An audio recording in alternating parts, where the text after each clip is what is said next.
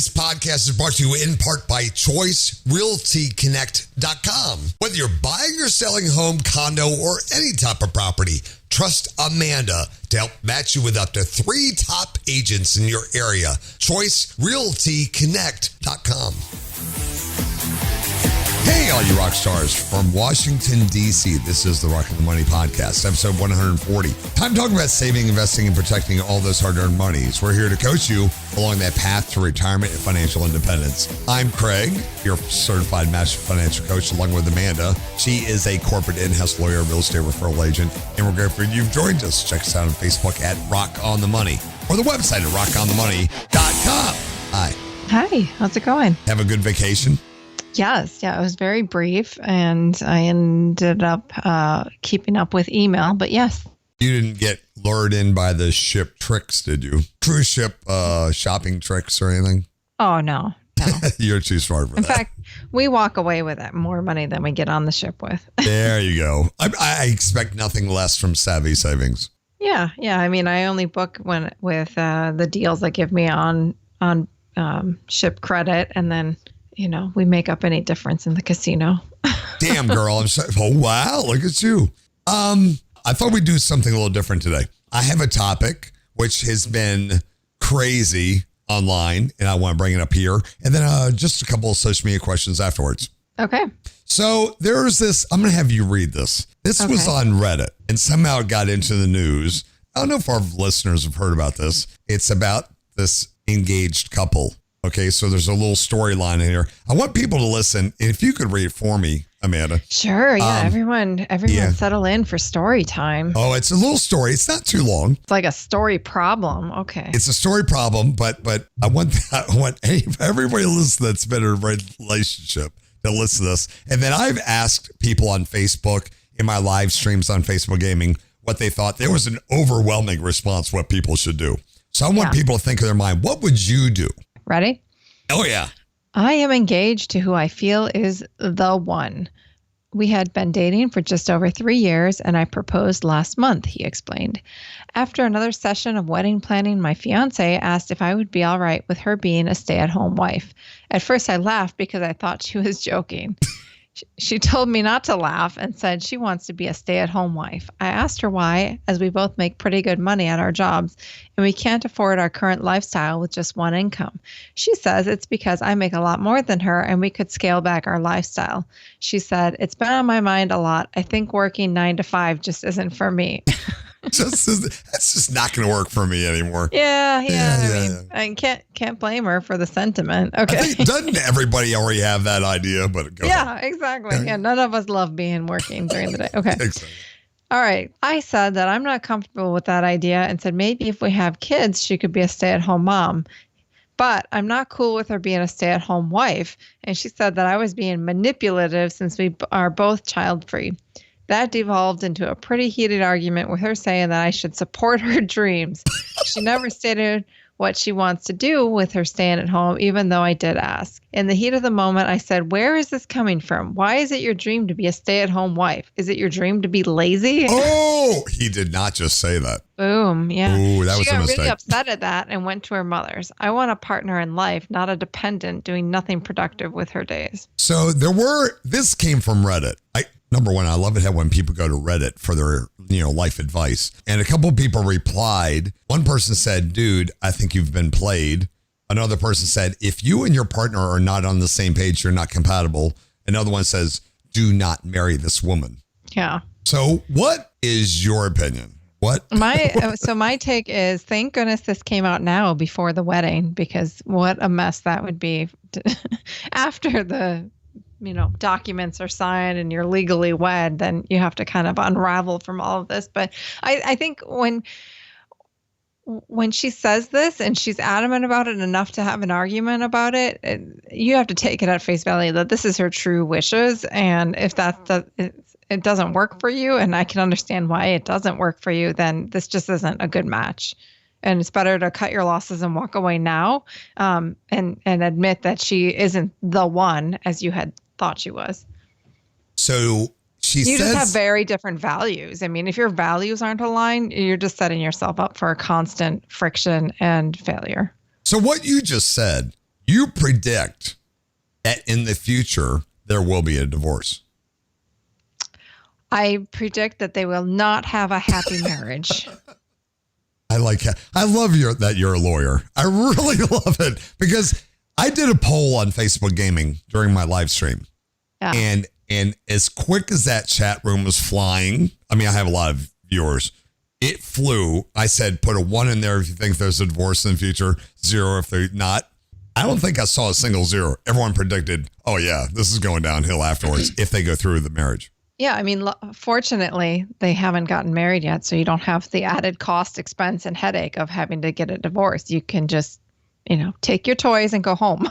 Now, for the benefit of her, we're only getting his side of the story. However, the way he's telling it, I don't think there's much more to see here. I mean, it's I like how he put the option that if they had kids, stay-at-home mom. He was open to that. Yeah. That, which I think is awesome. I think so that's clearly not what she wants here. No. She's very adamant that even without kids, she wants to stay at home and do who knows what, because she hasn't said what she would be doing at home. And they've been dating for 3 years. Yeah. 3 years. So this would be quite an about face on a personality. Yeah. I mean, I get him. It must come as a complete shock and surprise. If for 3 years she's been working and making good money and you have a lifestyle and a marriage that is kind of assuming the same type of personality and lifestyle will continue, and then she kind of yanks the rug out from under that dream, it's a bit jarring. Yeah.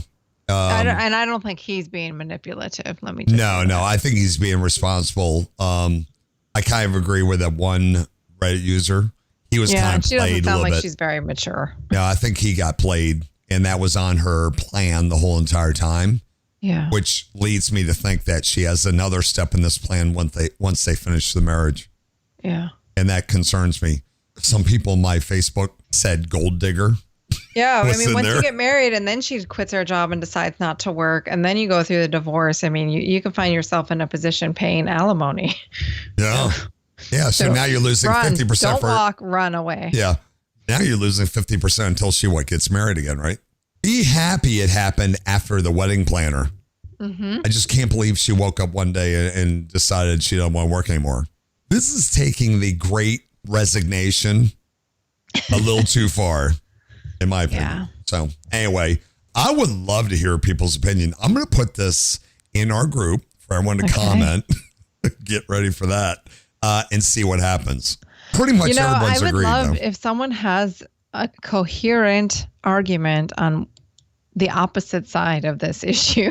Yeah. I'd love to hear it because I'm just not thinking of a rational reason why this makes sense. There was not a single person in my live stream of tens of thousands of people that have that what you're looking for, Amanda, or they weren't willing to say it. Yeah. If I were this guy, I'd run. So that's the nice thing about Reddit is that you're able to preserve some anonymity, right? So you don't get that on Facebook at all. Yeah. That's true. Anyway, I thought that would be an interesting case. Now, in our next episode, I have another topic. It's about when people recommend that you talk about money, these sorts of things in a relationship before you wait 3 years to go to wedding planner. So that would be the next episode. I thought that would be a good segue in there. See how I did that? Yeah. No? Hey, we're going to take a quick break and we got a couple questions we're going to answer. You're listening to Rock on the Money.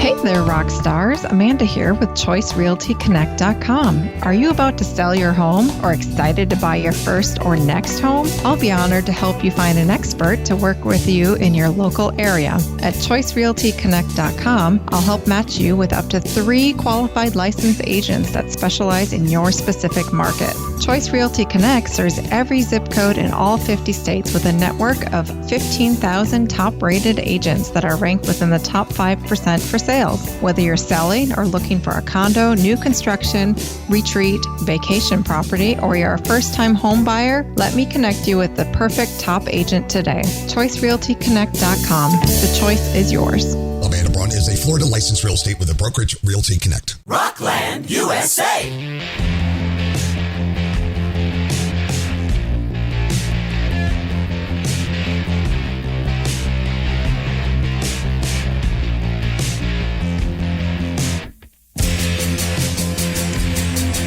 Hey, welcome back to Rock on the Money. This is Amanda's show, and I'm her producer, Craig. You can check us out on Facebook, facebook.com/rockonthemoney. We have an active group there, and we'd like to get more people in there. And by the way, Amanda, our listener numbers are the highest ever. Well, you know what? I have some new listeners myself because a friend of ours found out that we have this podcast, and she has been telling everyone she knows. And so thank you, Susie. Shout out to Susie. Hey, Susie. Yes. I have a couple friends named Susie, so they won't even know which one it is. But I will. She knows. She knows. Well, Susie, I'm going to do my best not to embarrass Amanda. Susie. We have a couple questions, Amanda. Okay. Little new format. We're kind of go back to the old school format, just to shorten these up just a little bit. Question number one. Is there a chart or guidance that suggests how much you should have in a 401k at any age? Like when I'm 40 years old, how much should I have? Is there anything out there like that? Probably. You know what? I kind of Googled it around. I went to this website called Google, and I did that. And there are a few out there. You know what's weird is they contradict each other. So that's the thing is like you're going to get answers all over the place because everyone is going to base their recommendations off of certain assumptions. And so we don't go by charts here. Instead, but I guess it's a little bit different. What they're asking is how much do you have at each certain age? I mean, your ultimate goal is that you have at least $1 million for every $40,000 in income you want to take in retirement. There you go. Yeah. Yeah.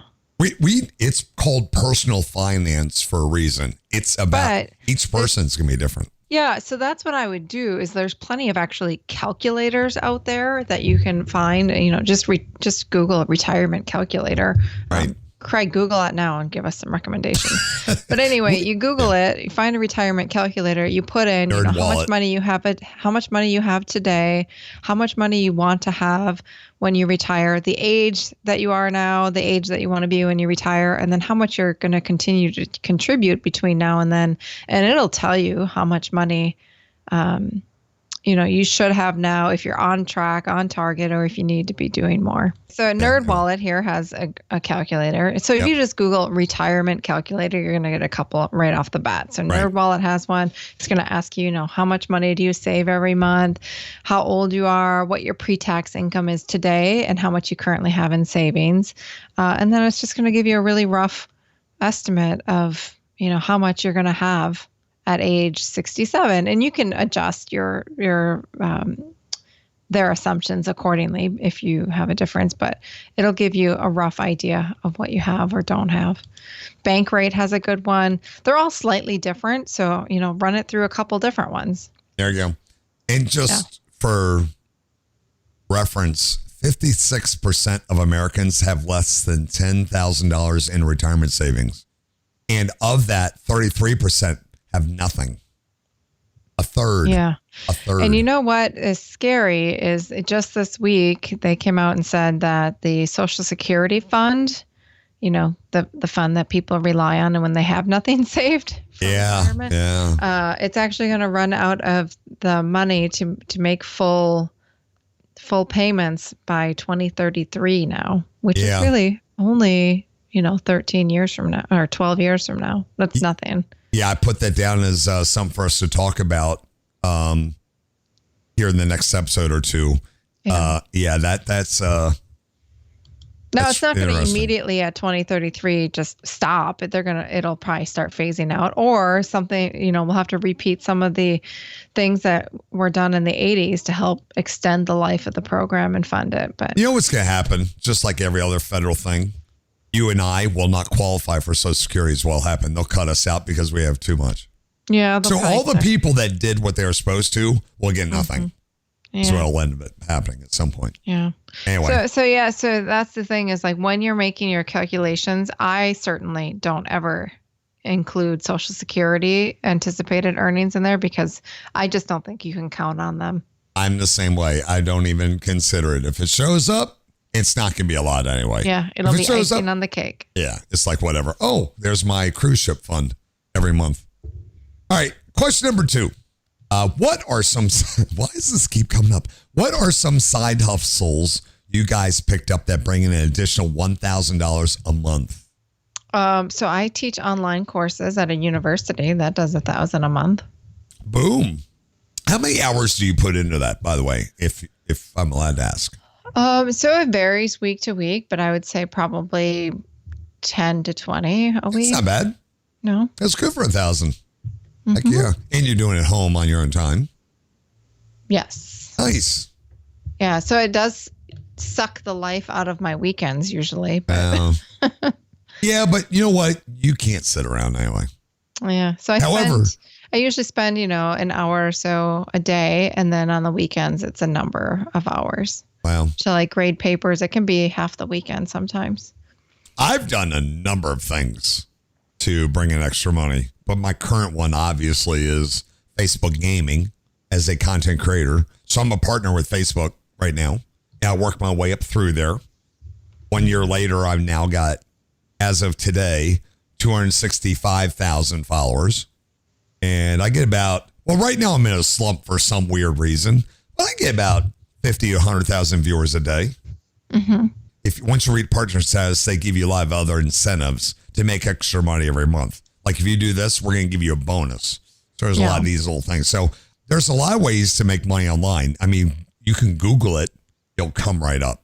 The content creator thing is not as easy as people think. They think people just do Instagram or they do TikTok. I'm going to put down $100 that Amanda has never made a TikTok video in her life. And yeah, look, not one. And you owe me $100 just so you know make the bet. Trying to make money on Instagram or Let's Play is not easy, and it takes a lot of time to make a TikTok video properly. All that stuff, and a lot of people think they're going to do. They're going to be the next big star on social media. It's a ton of work. You got to treat it like a business. So there's a lot of other ways to do it. You can deliver groceries now. Who was it that was going to do delivery? Was it Walmart? Somebody was going to take on Amazon. And I think Walmart was extending their delivery options. And then a bunch of stores that are already, brick and mortars are now using third-party companies to do deliveries. That's what it was. Walmart's now going to expand into third-party delivery companies to deliver stuff to your house and not use their own anymore. That was the big announcement. And same with Best Buy. Best Buy is starting to do that too. So if you want to be a delivery person for all these brick and mortar stores, there's a bunch of these companies out there. Just sign up and you just drive around and deliver stuff. You just have to factor in your car and all that in there, the mileage and, so many cents per mile. Taxes. You pay tax on your income. Right. Income tax. They're not going to withhold it for you. Yeah. Side hustles. We're assuming you already have health insurance and all that other stuff on the side, but just Google it. I mean, Etsy. If you're crafty, you might be able to sell some things on Etsy. You can do that in your free leisure time. There's lots of ways. You're only limited by your imagination. Yeah. The fastest way is to do delivery or something like that. Or if you really enjoy Allen wrenches, building IKEA stuff, oh, shoot, I'll pay you. Yeah, you need to get like an electric drill type with an Allen wrench. There you go. Was it TaskRabbit or Tackle or all those? Yeah, you can do that. The fastest one is just sign up for one of these delivery services. I mean, you're up and running by, same day. But then and I would long term, say unless you're really passionate about sales, joining one of these sales MLM, marketing there you go, pyramid schemes is probably not going to be the fastest way. I think there's a new documentary out on one of the streaming services about Lulu. No, sorry. What was that? Those leggings that people used to. Not Lululemon. No. The other one. That's a good company. Yeah. LuLaRoe. Yeah, LuLaRoe. Really? That was the one. Yeah, I knew it was close to Lululemon. Yeah, so that was like all these women who were selling these leggings at all sorts of places and having parties for leggings. And yeah. Yeah, there's a new documentary on that. That is, let's see, what services is it going to be on? Amazon docuseries. Amazon. Nice. Yes. Cool. Chronicles the real life pyramid scheme. Wow. Actually, I might like that one. Yeah. Awesome. Yeah, it's from the same people that did the fire fraud documentary. You know, about that fire festival. Yeah. A real hoax. Yeah. Interesting. Yeah, same thing. All right, so there you go. There's enough to get you up and running here within a couple days. So and an Amazon streaming recommendation. Yeah. I've just started watching them pretty much because of Jeremy Clarkson. You know who he is? No. I never watch Amazon, even though I have it as part of my Prime. Somehow on YouTube, this promo for Clarkson's Farm came up. Jeremy Clarkson is that TV show that about cars and machines that oh shoot. Now I'm in a rabbit hole. Thanks, Jeremy. Jeremy Clarkson is part of Top Gear. He's that old guy on Top Gear. You ever seen that show? No. He has $1 gazillion. He lives in the UK. He owns a huge farm, tons of plots of land, and he decides he wants to be a farmer. He knows nothing about farming. I watched that first episode. It's only 8, and they've renewed him for a second one because people went bonkers over this thing. I laughed so hard in the first 15 minutes. I'm like, this is going to be... I don't watch TV, Amanda. This pulled me in. I found it so entertaining. He literally goes to buy a tractor. He knows nothing about buying tractors. He buys a Lamborghini tractor. What? It's got 40 gears forward, 40 years, and then everybody that stops by says... a bit more than necessary. Well, the whole thing, he's trying to learn how to be a farmer. So he ends up with sheep, and they do all this stuff to his farm, and they get away. I mean, the whole thing is just hilarious because he's trying to learn. And then at the very end of the season, his money guy gets out the numbers and tells him how much he actually made in his first year of farming. Yes. So it's actually a money show and the process of becoming a farmer. Do or what? I can't blow it for you if you ever. Okay.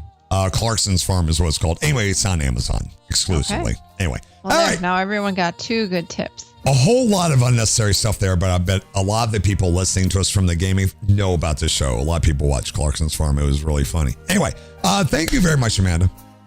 You can find Amanda on Instagram and Twitter at Agile Amanda, and you can find me on all of your favorite social media platforms at Rockland USA.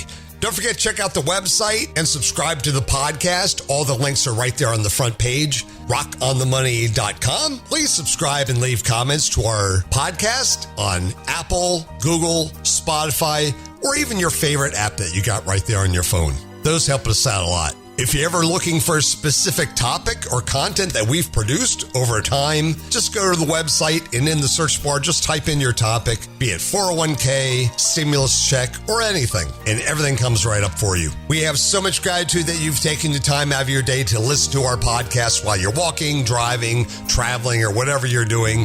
Please send us an email. Let us know how you're doing out there. Podcast at rocklandusa.com. So long, everybody. Thank you very much again. We'll see you again next time.